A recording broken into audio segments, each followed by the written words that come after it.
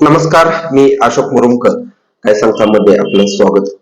जिल्हा परिषद आणि पंचायत समितीच्या निवडणुका होऊन 1 महिना झालेला आहे आणि त्या निवडी झाल्यानंतर जिल्हा परिषदेचा अध्यक्ष कोण होणार, पंचायत समितीचा सभापती कोण होणार, उपसभापती कोण होणार, कोणावरती काय जबाबदारी दिली जाणार याकडे सर्वांचं लक्ष लागलेलं आहे.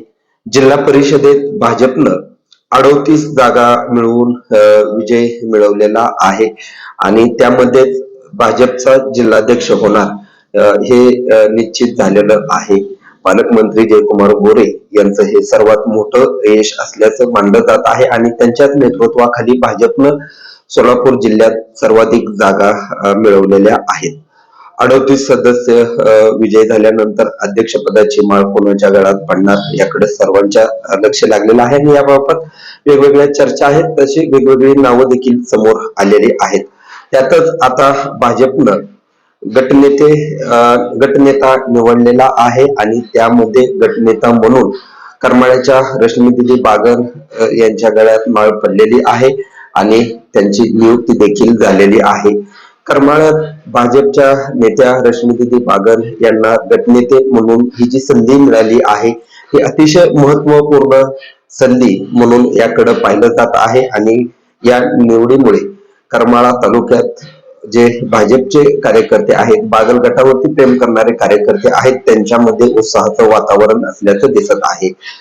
भाजपचे जिल्हाध्यक्ष शशिकांत चव्हाण यांनी जिल्हाधिकाऱ्यांना एक पत्र देऊन या निवडी जाहीर केलेल्या आहेत. यामध्ये गटनेता म्हणून रश्मीदीदी बागल, उपपक्ष नेता म्हणून प्रदीप खांडेकर, पक्षप्रतोद म्हणून चेतनसिंह केदार सावंत, पक्ष प्रवक्ता म्हणून नेताजी खंडागळे यांच्या निवडी केलेल्या आहेत.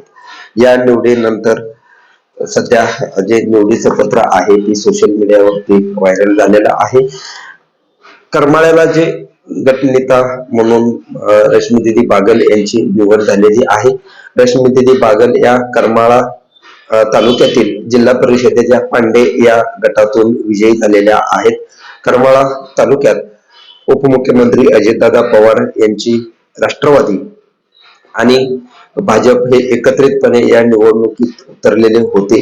येथे माजी आमदार संजय मामा शिंदे यांच्या नेतृत्वाखाली राष्ट्रवादीला 2 जागा जिल्हा परिषदेच्या मिळाल्या होत्या. भाजपच्या 2 जागा आहेत आणि यामध्ये त्यांना माजी आमदार जयवंतरावजी जगताप यांची देखील मोलाची साथ मिळालेली होती.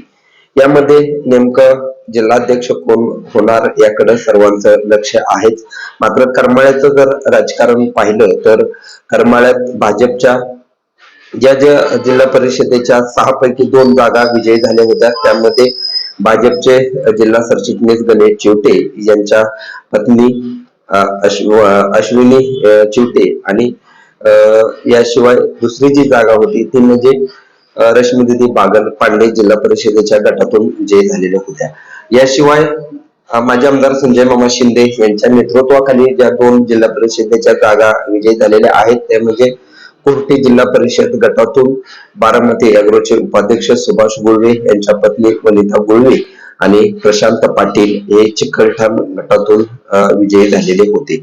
आज जी गटनेते पदाची भाजपकडून निवडी जाहीर झालेल्या आहेत, या निवडीनंतर करमाळा तालुक्यात भाजपमध्ये उत्साहाचं वातावरण असल्याचं पाहायला मिळत आहे. पालकमंत्री जयकुमार गोरे यांच्या माध्यमातून ही संधी मिळाली असल्याची चर्चा करमाळा तालुक्याच्या राजकारणात आहे. या निवडीनंतर आता जे लक्ष लागलेलं आहे ते नेमकं अध्यक्षाची माळ कोणाच्या गळ्यात पडणार, जिल्हा परिषदेचा अध्यक्ष कोण होणार, नेमकं बाकीच्या जे समित्या असतात त्यामध्ये नेमकं कुणाला स्थान मिळणार, त्याशिवाय जे स्वीकृत निवडी होणार आहे त्यामध्ये देखील नेमकं कुणाची वर्णी लागणार याकडे सर्वांचं लक्ष लागलेलं आहे.